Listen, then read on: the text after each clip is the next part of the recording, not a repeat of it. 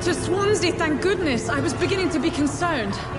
Worry no more, Nurse Crane, for I bring good news. Oh, Doctor, what a night. We lost 2 more patients. Nurse Scow said she couldn't take it anymore and resigned.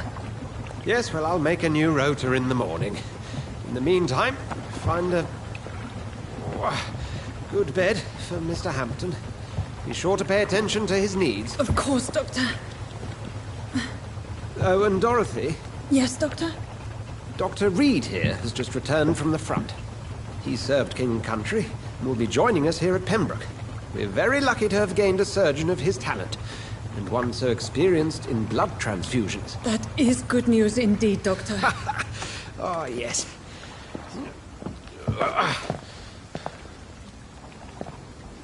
Here at Pembroke, it's not what we have, but what we haven't.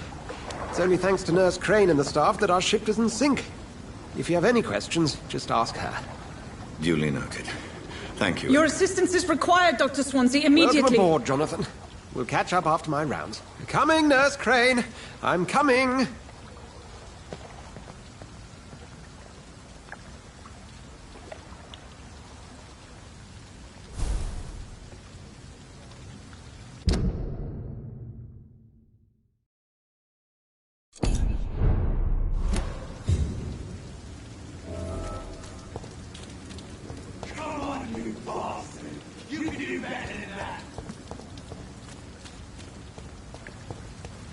It's locked, all right. I'm sorry, Jonathan. Mr. Hampton needs me right now.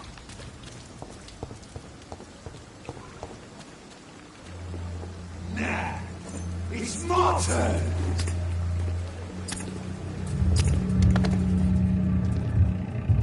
Rotten or pristine, each heart contains the seed of life. Drink at this river, try it all.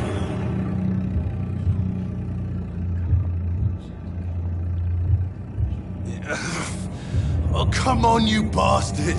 I won't bite. Sir, please. You've lost too much blood. Calm yourself. You think I didn't notice? Stop your staring and get me to an hospital, you arse! Insulting a good Samaritan. Not exactly the way to get rescued. Alright, sorry. I am in pain here. My guts are spilling out onto the street and you're yabbering on. Yes. That's a very nasty wound you've got there. Take my word, I am a doctor. Dr. Jonathan Reed. Name's Clay Cox. I'd appreciate you helping me to a better place, Doc. Follow me, Mr. Cox. Let me assist you to that better place.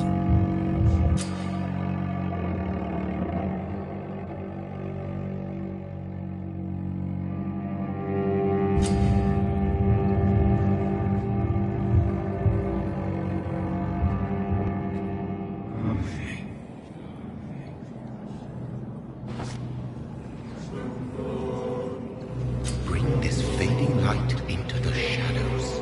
Dance with him the dance of life and death.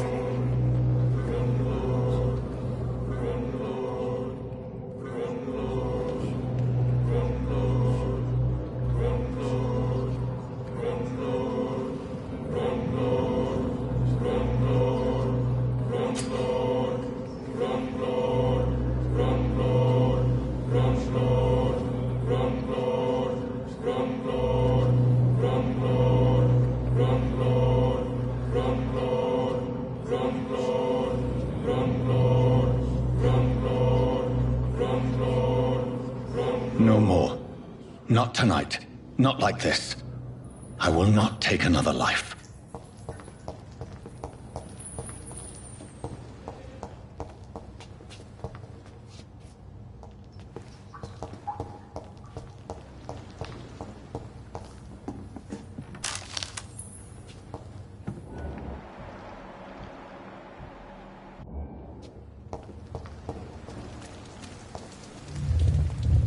It is wise for the huntsman to sometimes let his prey go, but no famished hunter can run for long.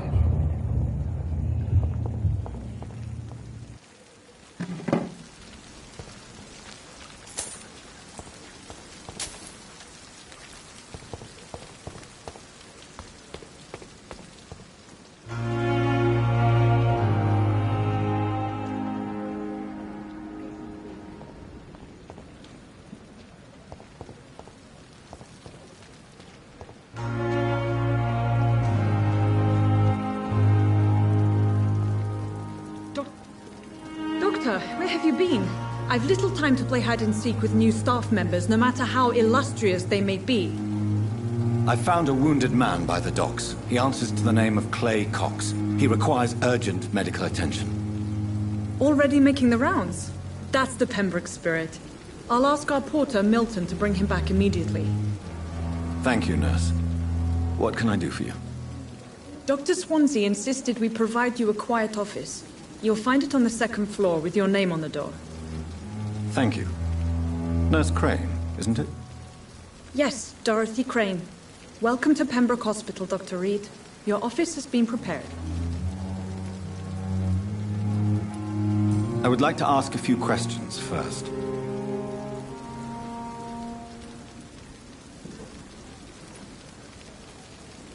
And Mr. Hampton, the patient we brought in. How does he fare? I gave him a sedative to help him sleep. Poor thing was in quite a state of shock. What kind of man is Dr. Swansea? Well, you accepted the job from him. I thought you would have known about your employer.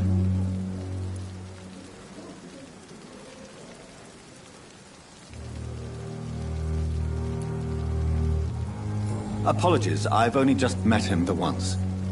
This is sudden. I've only just returned to England. Dr. Swansea is a brilliant surgeon and the most compassionate physician. It's right to assume Dr. Swansea knows far more about me than I do about him. You'll get to know him soon enough, and better than me. The administrator has better things to do than mix with us. If you could point me in the direction of my room again, nurse. Second floor of the hospital, left after the stairs. It's the last vacant office at the end of the corridor. Thank you, Nurse Crane.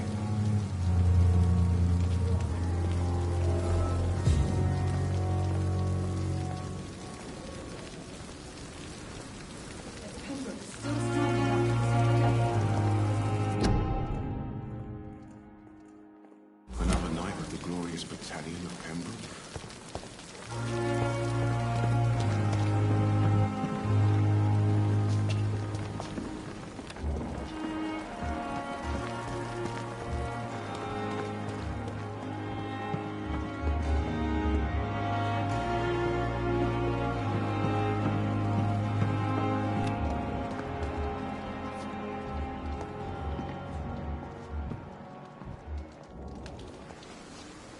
Good evening, sir. I'm Dr. Jonathan Reed. I'm new here. I've already heard about you, Dr. Reed. I'm Milton Hooks, the ambulance driver for this shithole of a hospital. That's quite a blunt introduction, Mr. Hooks. You can call me Milton. I like to speak my mind, Dr. Reed. Perk of the job. Don't judge me, and I won't judge you. I'm not sure I understand what you're talking about. Well, I'm no doctor, but I'm pretty sure a gun can't be used as a surgical instrument. You have a keen eye. I learned to shoot during the war, and have carried one ever since. Old habits die hard. No need to explain, Dr. Reed. And if you ever need a better gun, remember, I may have something for you.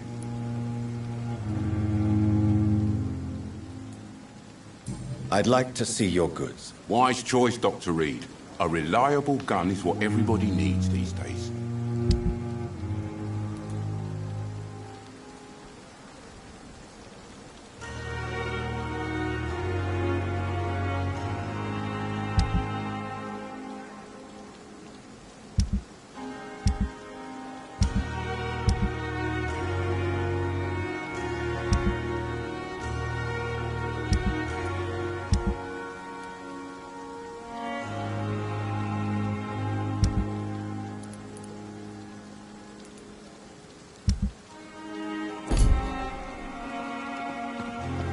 Dr. Swansea is right.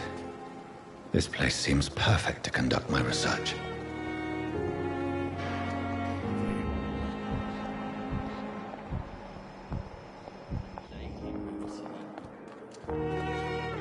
Good evening, nurse. Good evening, Doctor. I don't think we've been introduced yet. My name is Pippa Hawkins. And I'm Dr. Jonathan Reed. Dr. Swansea has recently offered me a position in this hospital. Well, it's a euphemism that your help will be appreciated, Doctor.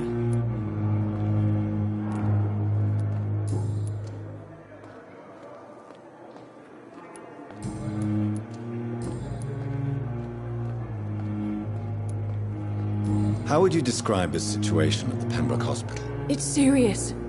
The flu is wreaking havoc amongst the staff and patients. We are running out of everything. Nurse Hawkins, the Spanish flu won't last forever. Even the Black Plague didn't kill everyone. I wish I could believe you. But what if this epidemic was worse? What if in the end, nobody was spared? You must get a hold of yourself, Nurse. Sorry, I'm exhausted. No one has any idea when this epidemic will be over.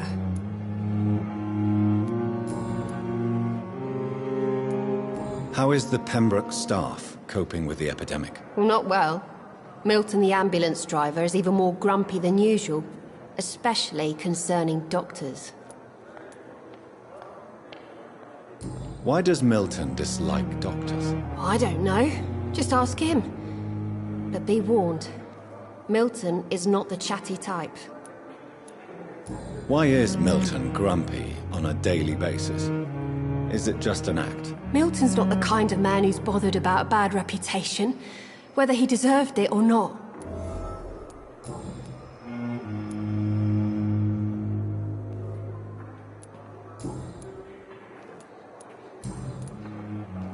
How long have you been a nurse? Well, long enough to see that the epidemic is winning. And no matter how qualified you are, don't tell me you'll change that.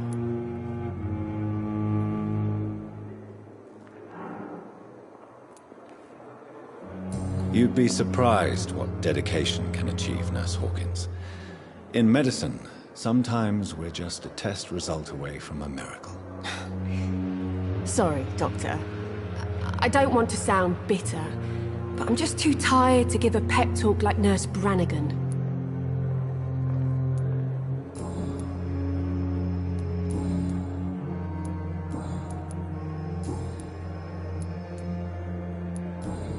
Goodbye, Nurse Hawkins. Time has lost its effect on me, but the suffering continues.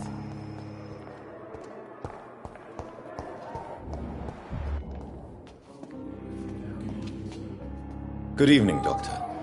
I believe we're going to be working together. Dr. Reed. Dr. Swansea informed us of your arrival, but I could not dare to believe we'd have such good fortune. Such an honor, sir.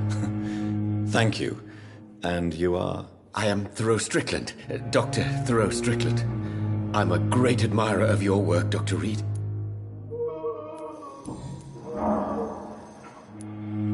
Please, could you tell me something about yourself? I'm a great admirer of your work concerning blood transfusion, Dr. Reed. I run my own experiments. I'm convinced it's the future. I based my technique on my mentor's research. He helped me perfect my method. What is yours? I'd rather not talk about it. For now, it's just theories and first approach. My process is purely experimental and unsuccessful. As long as you're cautious and methodical, you may remain empty-handed, but you won't fail. You're not the first one to warn me, but I am convinced knowledge is the main weapon against the ravages of this epidemic.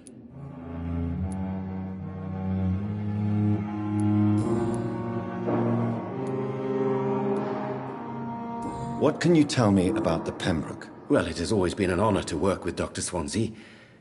But with your arrival, I can't think of a better opportunity to learn about blood transfusion. Do you need help with anything in particular? Well, yes, maybe. I'm waiting for a batch of products I ordered for my personal research, yet my supplier seems to have vanished. Do you want me to play the errand boy for you? Oh no, Dr. Reed. But if you went personally to his shop, what with your reputation and all, he wouldn't dare to refuse the products I need. I see. Well, give me the address, for I may pass by if I have time. You seem quite optimistic. It's a rare and precious attitude in these difficult times. I'm convinced that this epidemic is a test of endurance and dedication for us men of science. Questions remain about our capacity to resolve the situation. True. Last summer, during the first wave of the epidemic, I used to joke with Milton about the extra work. We're not smiling now.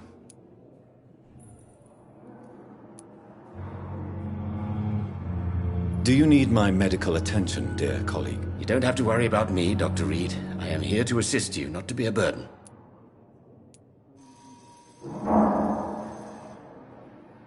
Goodbye, Dr. Strickland.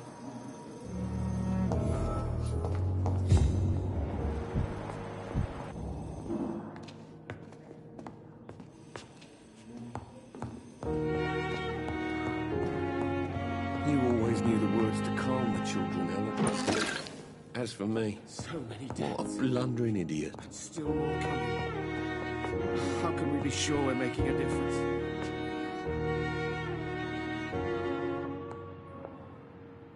Good evening, madam. Can I help you? It's my son who needs you, sir. I'm Dr. Jonathan Reed.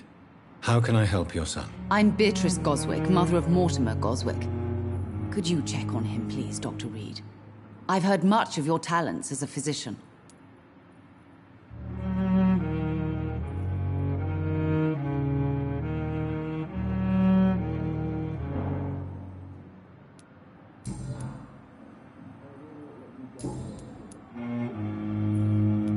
Goodbye, Mrs. Goswick. So many deaths. Good evening, Doctor. How is my son doing? Goodbye, Mrs. Goswick. Don't waste your time with me. Good evening. I'm Dr. Reed. Can I help at all? No, Really? Why are you here, then? I don't want to talk. My throat hurts too much. I suppose that this pain is the reason you're here. Is someone taking care of you? Yes. And no. Could you at least tell me your name, sir? Mortimer. Mortimer Goswick.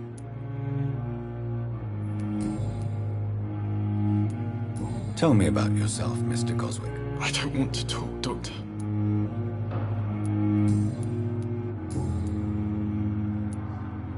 How painful is your throat, Mr. Goswick? So painful I'd rather not talk at all, Doctor.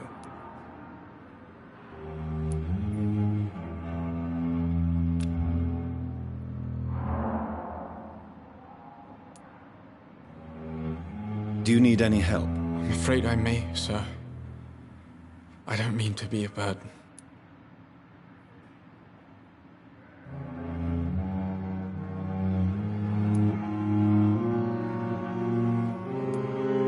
I will see you later.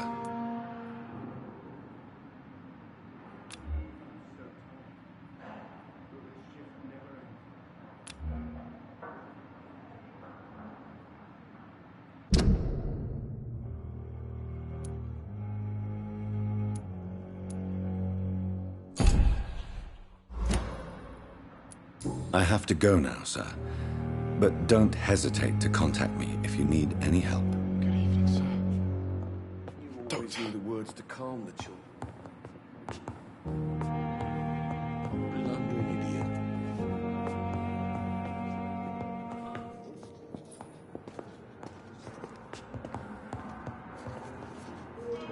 What can I do for you, Doctor? Thank you, Nurse Crane. Good evening, sir. I'm Dr. Reed. I believe we're going to be colleagues. Reed? Yes, I've been informed about your arrival. I'm Waverly Ackroyd. Welcome aboard, I suppose. Does my arrival inconvenience you in some way, Dr. Ackroyd? Let us just say that I don't particularly share Dr. Swansea's enthusiasm for hiring you. What we need here are reliable professionals, not overrated dabblers.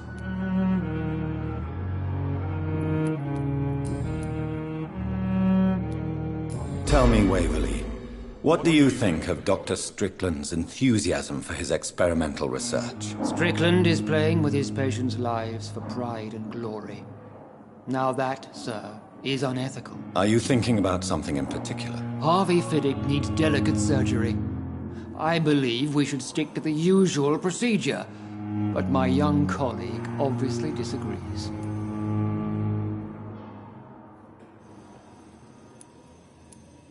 Why do you wish to lead this surgery? I strongly believe that Mr. Fiddick should not be butchered to test an unproven procedure.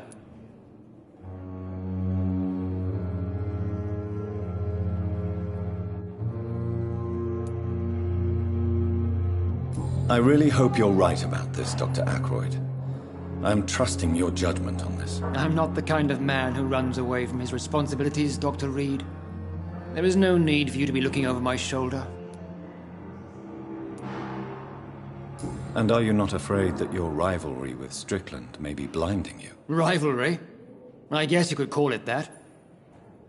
But I will never be childish enough to let my personal feelings affect my judgment.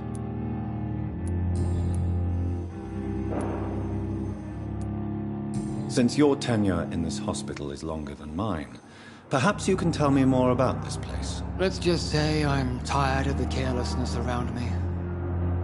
I have always respected the skills of Dr. Swansea, but over time his enthusiasm has become displaced. Carelessness? Exactly what are you talking about? We're here to save lives.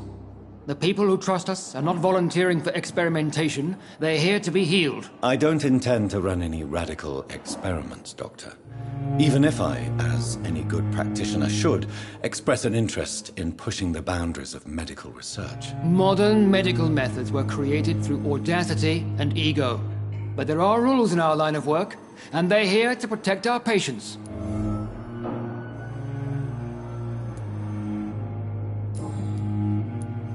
Thank you for your time. We'll talk later.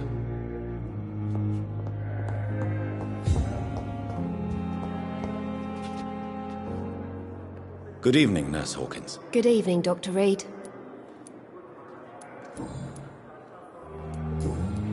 Goodbye, Nurse Hawkins.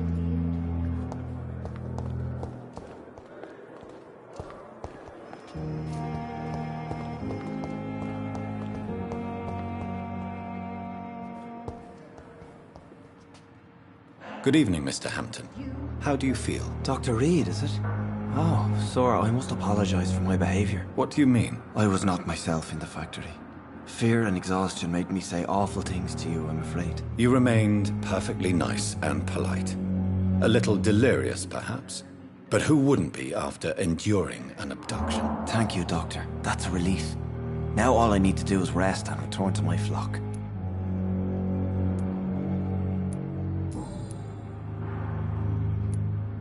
Do you know Tom Watts, the bartender from the Turtle? I met him before I found you in the canning factory. Tom? Yes, of course. Always the helping hand, good old Tom. Without men like him, corruption and despair would have wiped out the East End long ago. People are still in despair. How could it be otherwise? The authorities have left us all to rot in this contagious nightmare. No drugs, no advice, nothing. It's a damn shame. Who should I avoid in this part of town, then? Any particularly evil figures? Not really. Most men and women are just doing their best. And it's not my habit to speak ill of people I know, Doctor. What is the general situation in the East End docks? The situation has always been tough, with a lot of tensions between the gangs and the dockers' trade union. The wet boot boys are very nervous since they lost their leader.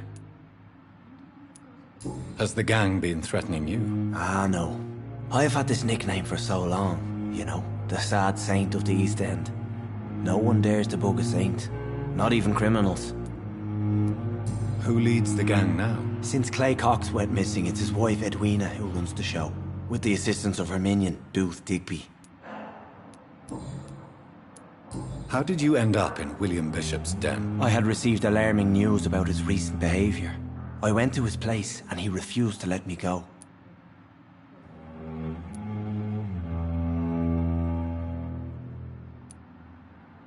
Why did he abduct you? William was an alcoholic. His addiction suddenly changed to blood. I don't know why. Just like a patient I met here. This Miss Hawcroft. You dared to enter this awful place alone. You're a hero, Mr. Hampton. Or a fool. I'm just a man trying to help his friends, Dr. Reed. William Bishop was a conflicted soul, searching for light.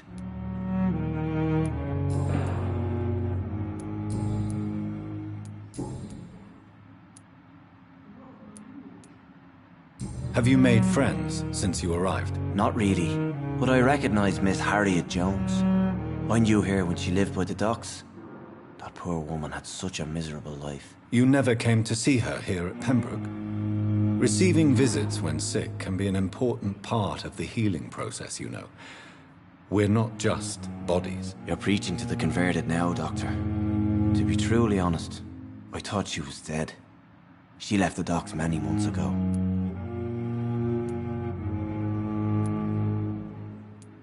What do you do for a living, Mr. Hampton?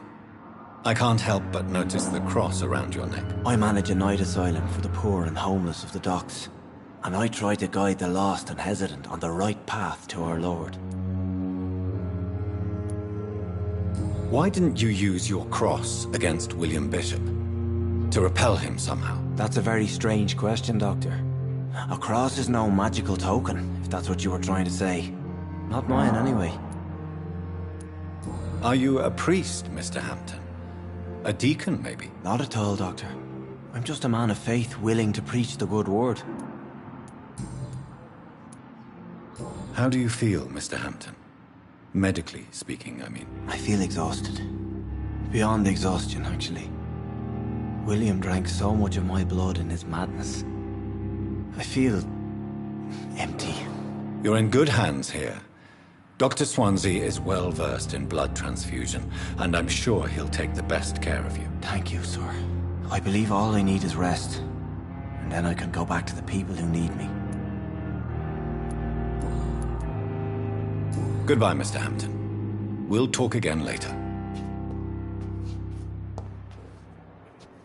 A giant morgue disguise. It's locked.